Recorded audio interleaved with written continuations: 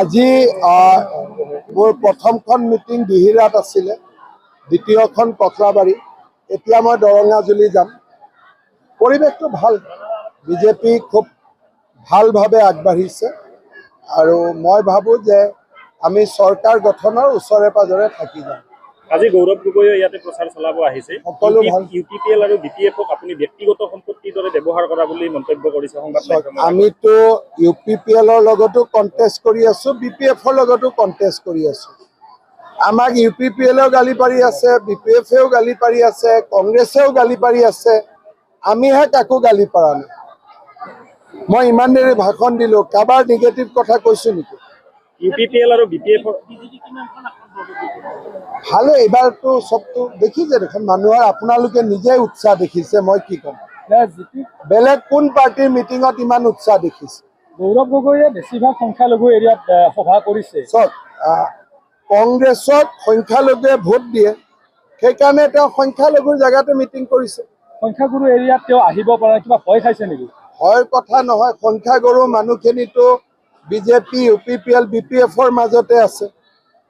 গতিকে কংগ্ৰেছক ভোট কোনে দিব? সংখ্যালঘু মানুহখিনিয়ে দিব, বেলেগেতো নিদিয়ে। আপোনালোকে APSC-ৰ খুব আন্তৰিকতাৰে ভাৱে আপোনালোকে নিকা কৰিছিলে, কিন্তু এতিয়া তেওঁ যি কৰিলে নুপুৰ ডেকাই, কিন্তু সত্ৰৰ মাটি যি ধৰণে তেওঁ অইন সম্প্ৰদায়ত বিক্ৰী কৰিলে, এইবোৰ ঘূৰাই অনাৰ কিবা যিখিনি ইলিগেল কৰিছে সেইখিনি আমি ঠিক ঠাক কৰি দিম। গৌৰৱ গগৈ আৰু এটা কথা কৈছে যে BTC-ৰ মাটি আদানী আৰু আম্বানীক গোটাবলৈ ওলাইছে আপুনি। এতিয়া BTC-ৰ মাটি আমি কি কৈছোঁ যে যাৰ বাপেকৰ মাটি আমি পুতেকক দিম। আদানীৰ যদি ইয়াত মাটি আছিল, আদানীৰ পুতেকে পাব, আৰু আম্বানীৰ যদি ইয়াত আগতে মাটি আছিল, আম্বানীৰ পুতেকে পাব। ইয়াত আদানী আম্বানীয়ে মাটিটো লৈ কৰিব কি? কিবা কৰিব খুজিলেতো বেলেগ কথা, ইয়াত কৰাৰ ব্যৱস্থা কি আছে? এতিয়া ৰাতিপুৱাৰ পৰা এটা মেঘালয় আৰু অসমৰ টেক্সি চালকৰ সমস্যা যাব কৰিছে, আমাৰ অফিচাৰসকলে চাই আছে। ককলাবাৰী সমষ্টিটো UPPL-ৰ দুৰ্গ স্বৰূপ, বিজেপিয়ে কি ৰণনীতিৰে সহাব? মই ভাবোঁ যে আমি জিকিম। যোৱাবাৰ আমি UPPL-ক সমৰ্থন কৰিছিলোঁ, গতিকে যোৱাবাৰ UPPL-এ জিকোতে তাত বিজেপিৰো কণ্ট্ৰিবিউশ্যন আছিলে।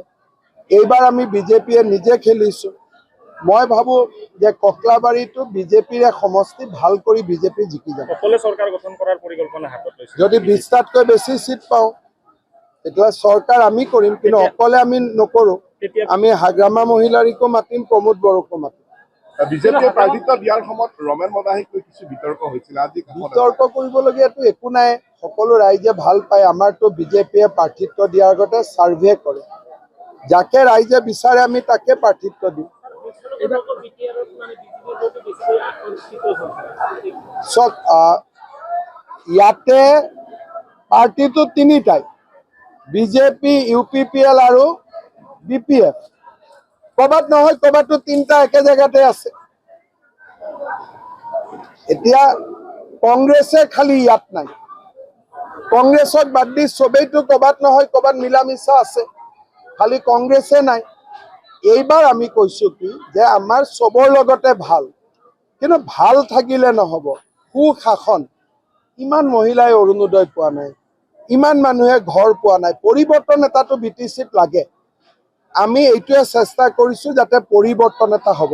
চৰকাৰ যাৰে নহওক আপোনাৰ সিদ্ধান্ত মতে CM হ'ব, চৰকাৰ গঠন হ'ব, আমি নিশ্চিত। তাৰ সম্ভাৱনা বেছি বুলি ভাবি নাই। এতিয়াতো জাৰ্নেলিষ্ট এজনকে CM বনাব লাগিব, কাৰণ তেওঁলোকে ইমান সুধি থাকে CM-ৰ কথাটো। গতিকে মোৰ মন আছে জাৰ্নেলিষ্ট এজনকে CM যিসমূহ নিৰ্বাচন হয় এইবাৰ খুব সুস্থিৰ হৈছে, আপুনিও কৈছে, কাকো সমালোচনা কৰা নাই। ইয়াৰ কি বাৰ্তা দিব বিচাৰে? এইটোৱে বাৰ্তা দিব কৈছোঁ যে BTR-খন এখন সংবেদনশীল জেগা। আমিতো বাহিৰৰ পৰা আহিছোঁ, হুলস্থুল কৰি গুচি যাম, ৰাতি কোনে মাৰটো খাব? সেইকাৰণে মই ইলেকশ্যনটোত কাকো সমালোচনা নকৰাকৈ ভাল পৰিৱেশত খেলিব খুজিছোঁ, যাতে ভাল পৰিৱেশটো ইলেকশ্যনৰ কাৰণে বেয়া হৈ নাযায়। আজি আপোনালোকে চাওক, 18 তাৰিখ পালেহি, ক'তোতো কোনো গণ্ডগোল নাই।